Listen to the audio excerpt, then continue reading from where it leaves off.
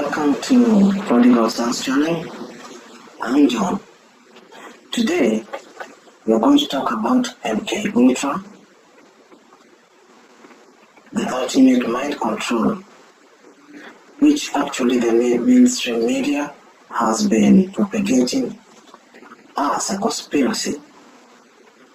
Let's examine what it is and what the mainstream media says. MKUltra. What was it? MKUltra is becoming more and more well known as time goes on. It is increasingly mentioned within conspiracy communities. The theory about MKUltra is that it was a government-funded CIA operation and still is aimed to investigate how the human mind could be controlled through various means. The thing is, it was a conspiracy theory until now, whereby, let's look at the history.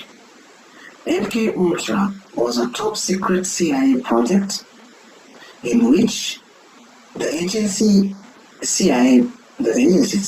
conducted hundreds of clandestine experiments, sometimes on unwitting US citizens, to assess the potential use of LSD and other drugs for mind control, information gathering, and psychological torture.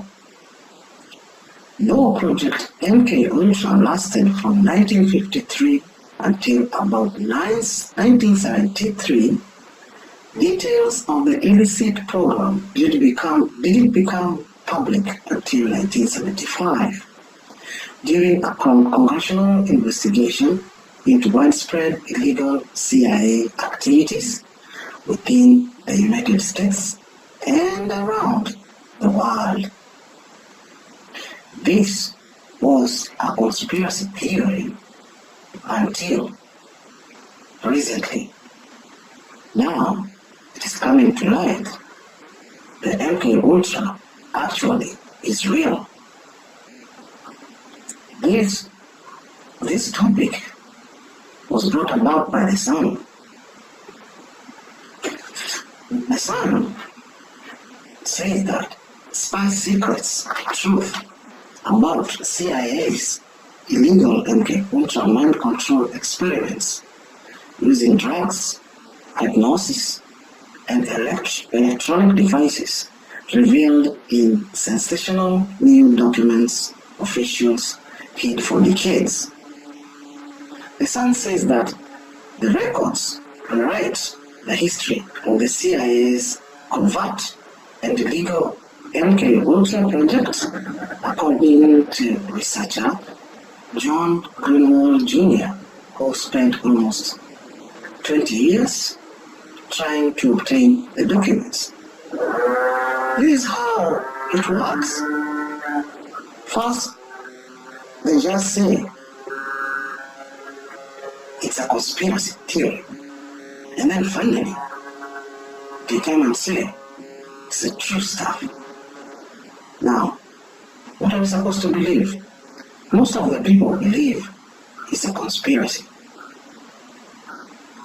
theory, but now it's actually real.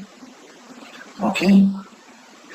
Disturbing details of secret mind control experiments carried out by the CIA have been revealed in newly released documents that officials have been trying to hide for decades.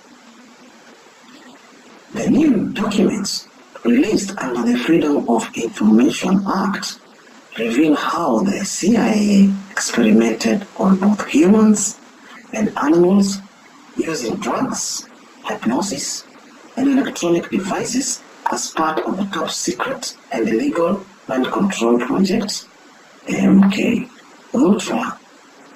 Anyway, and they say that the CIA carried out these experiments, this covert programs of mind control experiments during the 50s and 60s. But still happening. I know you wonder why we have these shooters, these people who go and shoot people, kill people, and then when they are taken into custody, they simply cannot remember because they actually even pass the truth test. Even if they are given the truth serum, they pass it. Why? Okay, let's continue. Shockingly, the source of information still missing or redacted in the records could mean the CIA is still carrying out the experiments to this day, according to experts. One document details how the CIA planned to drug criminals awaiting trial held in a prison hospital wall in a bid to develop improved techniques in drug interrogation. Another document details the CIA's interest in developing ways to cause amnesia in humans using experiments, no matter how weird and inconclusive or unusual. This is something which we should have known a long time, but the mainstream media, with its tactics of hiding information, we could not know. But now, everything that's hidden must come to light. Anyway, it goes on to detail how they were looking to find ways of developing hypnotic speaking techniques which could control the minds of large audiences and hated group susceptibility. You see, these guys even were trying to find out how to control large masses of people, not only one. And did they succeed? From the level of brainwashing the society today, I believe it worked. Anyway, experiments which were too dangerous, too shocking, too unusual for routine testing will be of interest to us. The memo from 1956 reads, and then there we can find there is a document which reads below there. This document details plans to drug inmates at a prison hospital, then interrogate them. Continue. The records also detail mind control experiments on dogs, cats, and mice with a cocktail of drugs and by implanting electronic devices, most likely as a precursor to human experiments. They also researched electric fish, who can zap each other with electricity in a bid to create a super soldier who could do the same thing. You can see how the CIA mind works. These people, they're inhuman. They're just psychotic. Anyway, the records were obtained by researcher John Greenwald Jr., who published them last week on his website, The Black Vault. John, 37, from Castilla, California, told Sun Online he has been fighting since 1999 to get the CIA to hand over the documents and says they completely rewrite the history of the controversial project. You can see him there. John, the owner of the Black Vault website, has made thousands of freedom of information requests to uncover government secrets. John said, are the CIA still trying to cover projects that took place in the 50s and 60s? In my opinion, yes. They are trying to cover it up, and that is evidenced not just by what I went through to get the documents, but the documents themselves. So you'll see through these records, they were doing a lot of different types of research with drugs on cats and dogs and other animals. They were implanting electronic devices into animals to see whether electronic impulses can essentially control the brain. You see, they never document there. I think It's one of the documents from the CIA, which reads about interrogation techniques. This headquarters is interested in collecting on a continuing basis the following types of information on interrogation or interview.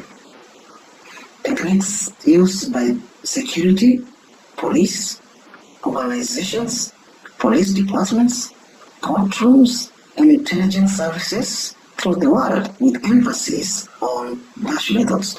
The methods themselves are redacted, but you can still read some information there below. General interrogation, routine interrogation methods, both formal and informal, utilizing non-technical procedures to obtain the desired information. B. Technical aids to interrogation, physical, various methods of physical persuasion utilized to elicit information from an uncooperative individual. I think this is where waterboarding comes in. And then we go to 2, psychological, threats, inferences, promises, and extended procedures utilized in special interrogation approaches, softening up processes and inducements. Wow, as soon as that's psychological. And then 3, mechanical. Various drugs, such as the so-called truth serums, utilized to break down inhibitions and resistances and to product short or prolonged control or influences over the subject. Also, mechanical techniques used as a form of medicinal duress to produce pain or discomfort to the project. And then 2, we have headquarters. Is keenly interested in securing all available information concerning this subject, and you are instructed to take all possible action to fulfill these requirements without interfering with other priority assignments of your task. Anyway, that continues. If you control and master that type of technology with cats and dogs, you are very close to doing that with humans. And so, this is kind of very interesting look into the beginning days of that research. There is also one document that specifically breaks down multiple project proposals, but the majority of project names on the document are redacted. That means that whatever these projects were, they won't even tell you the name of the project, let alone what they were doing. It shows that the entire story is not yet out, which is contrary to what the CIA wants us to believe. CIA is just so rogue. It has been doing things which are just inhuman. But anyway, you can check on. We can see there's a document where John says that John believes that CIA have deliberately lied and misled him over the documents. MKUltra was the code name for a top secret and illegal program of human experiments, which the CIA carried out in the early 50s until it was officially halted in 1973. The aim of the project was to identify and develop mind-control drugs and procedures to be used in interrogations and torture in a bid to force confessions and control behavior. Although the CIA admitted to running the covert operation during congressional hearings in the 70s, they claimed that all records relating to it had been destroyed. Is that true? Are they not using it today? Anyway, we'll see later. John's battle for information started in 1999 when he requested the only documents relating to MKUltra that the CIA said had not been destroyed, 30,000 pages of financial records.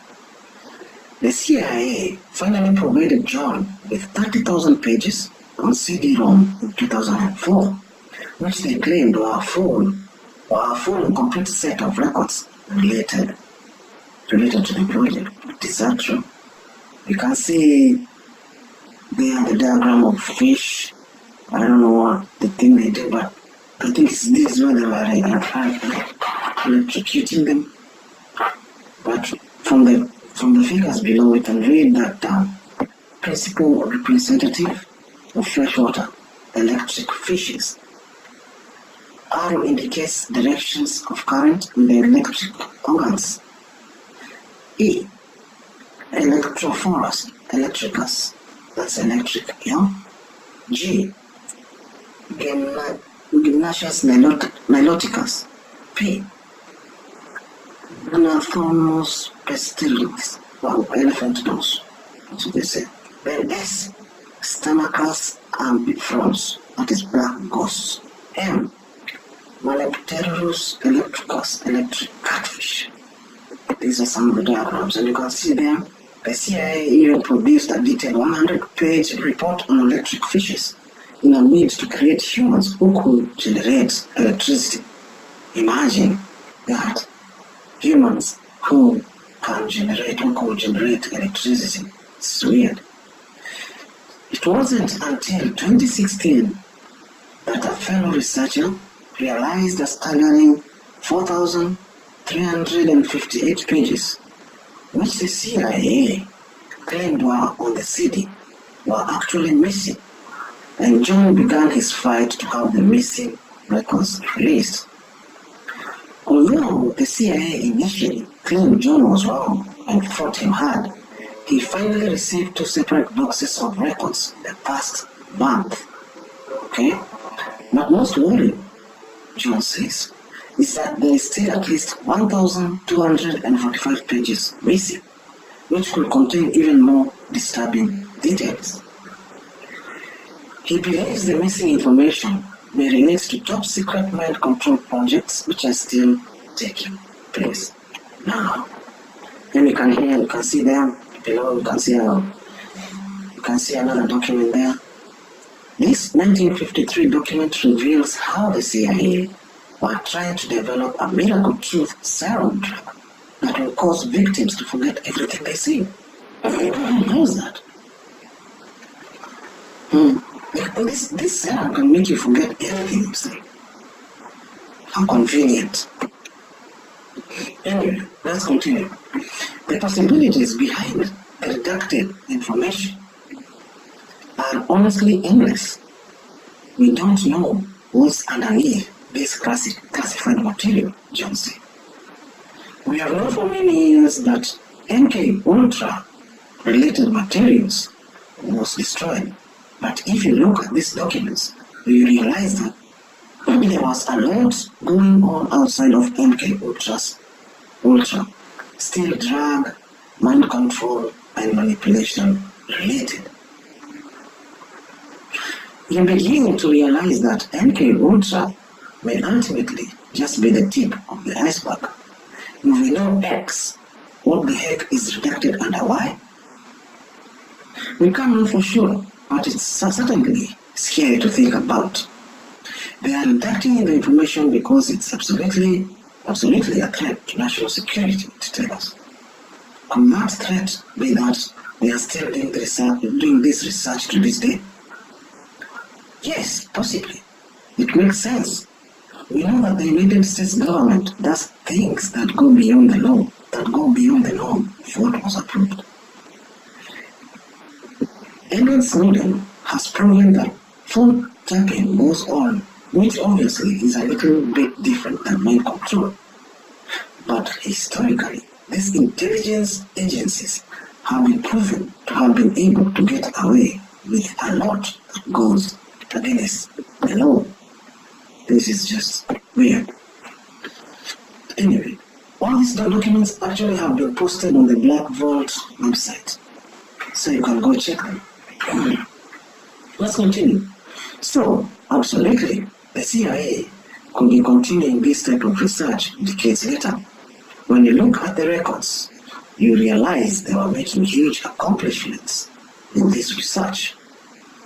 If all this stuff was declassified with not a whole lot of redactions, and just failure after failure, then there's probably a chance that they indeed cancel funding to the program.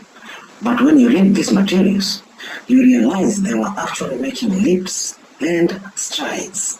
Yeah, they were making leaps and strides in knowledge about human MKUltra, mind control.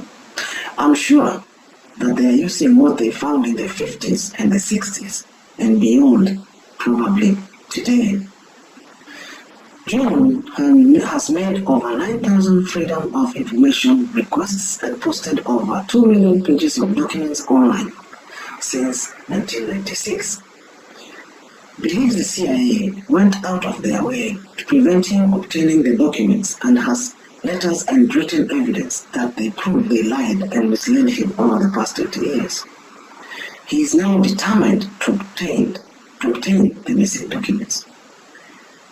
There has been multiple times that they just kept giving me bad information, and a lot of times in writing where they are telling me one thing that isn't necessarily true, he said. If there were just one instance of a frustrating moment, you can put it down to a mistake, human error. But if you count up everything they have put me through to get these documents, that will be ridiculous. And you can only talk it up to the fact that they were not telling me the truth. There's really no other way around it. But my fight is still going for the missing documents, or trying to get the CIA to stop to say where those 1,245 pages went. This guy is determined, for real. And I'm sure he is going to get through it. So, we find that the MKUltra, which, as guys who have been told all the time, is just a conspiracy theory by the mainstream media, is actually true.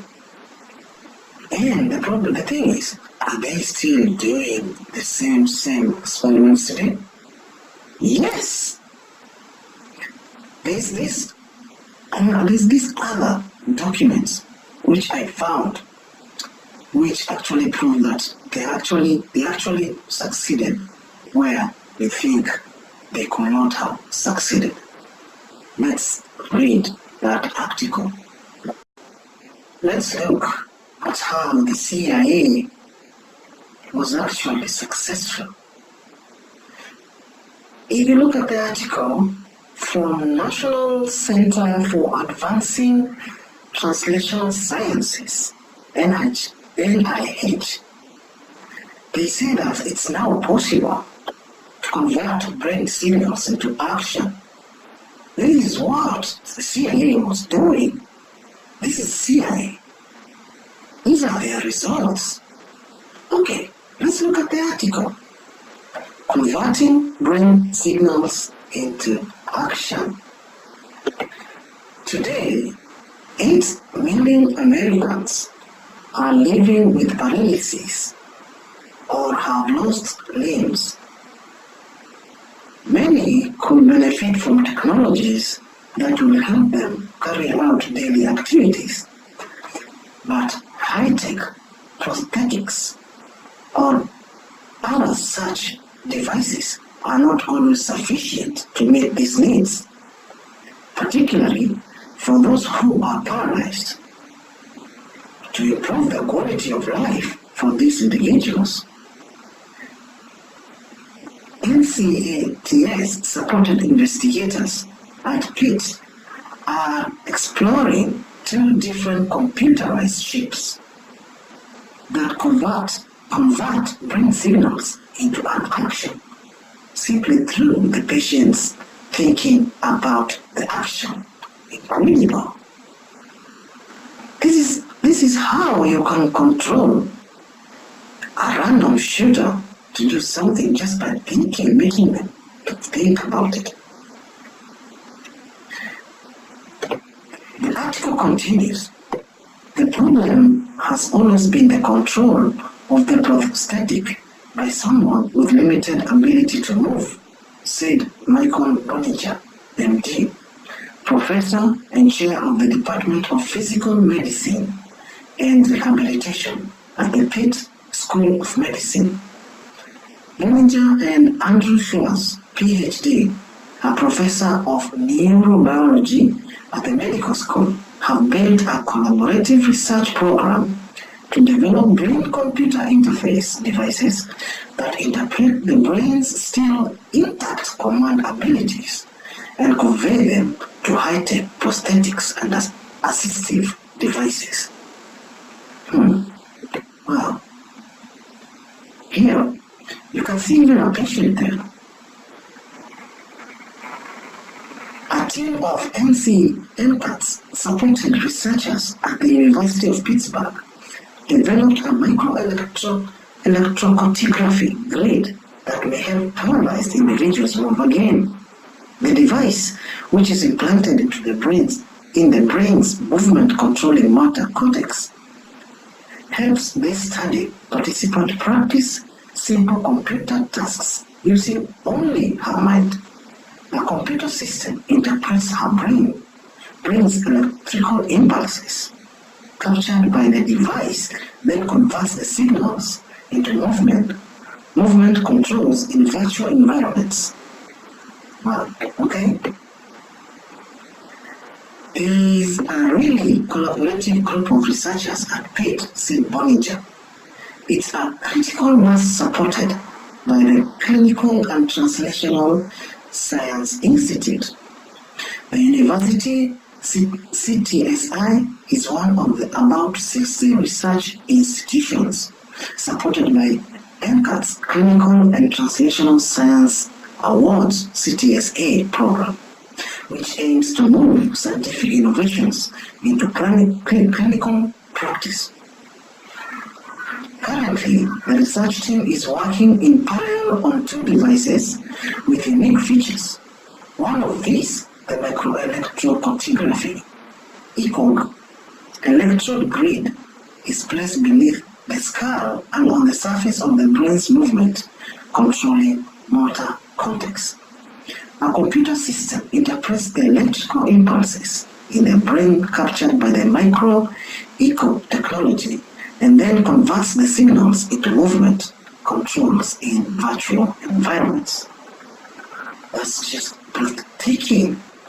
The group at Pitt developed this device as a smaller, less invasive, and higher resolution version of an echo grid that is used to monitor intractable epileptic seizures prior to surgery. We wanted to accelerate the translation of this into clinical work, starting with what was available and approved for clinical use. Recall team member and biomedical engineer Wei Wang, MD, PhD, who is an assistant professor in Bollinger's department and a co-principal investigator of the CTSI-funded pilot research. Our first phone call was to the CTSI, said Bollinger. Before each phase of research into their micro-eco grid, the collaborators met with the regulatory experts at the CTSI for guidance on the requirements for human research. One added, I think that without their help, it would have been a much tougher route to take and may not have happened. In addition to specialized expertise, Bollinger's research team received 2 grants from the CTSI to facilitate the project. I can read CIA all over here.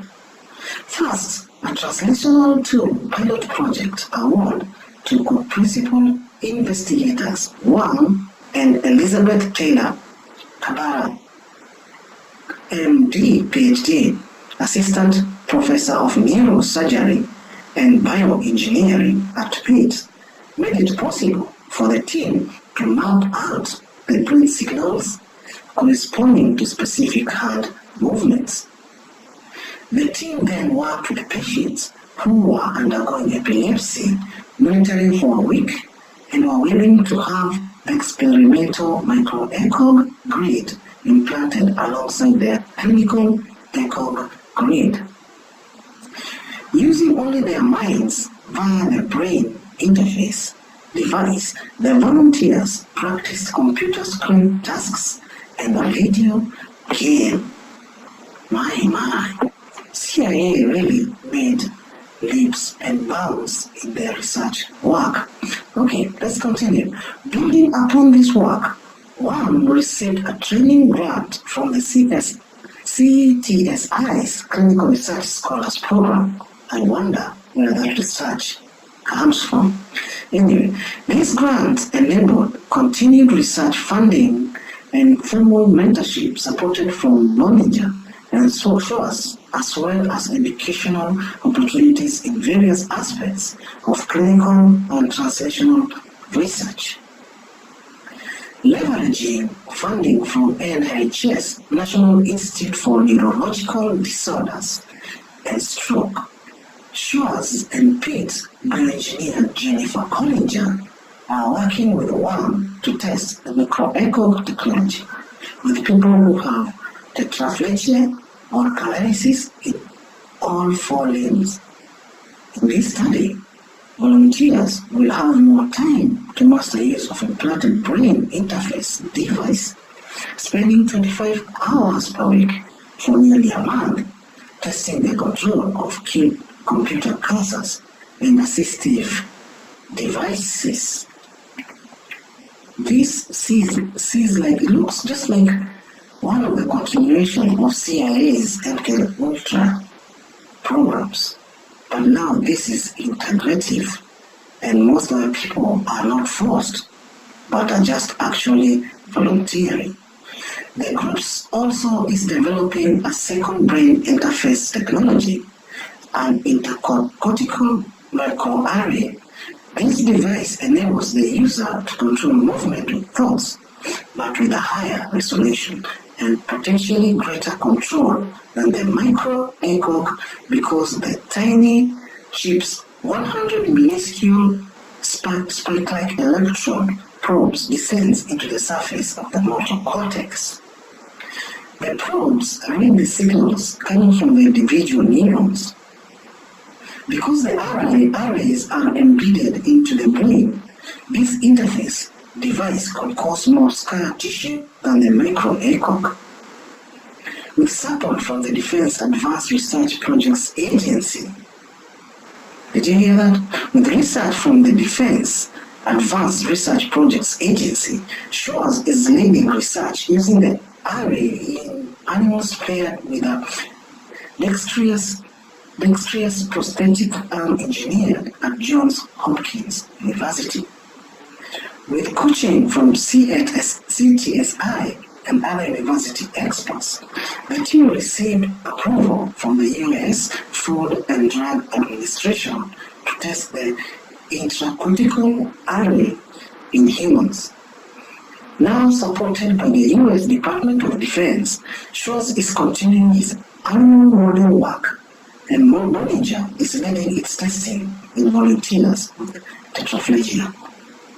Our work is great. Example of translational research that accomplishes things that we are not going to get from a pill, Bollinger said. Support of our bioengineering research is an absolutely critical part of the CTSI program.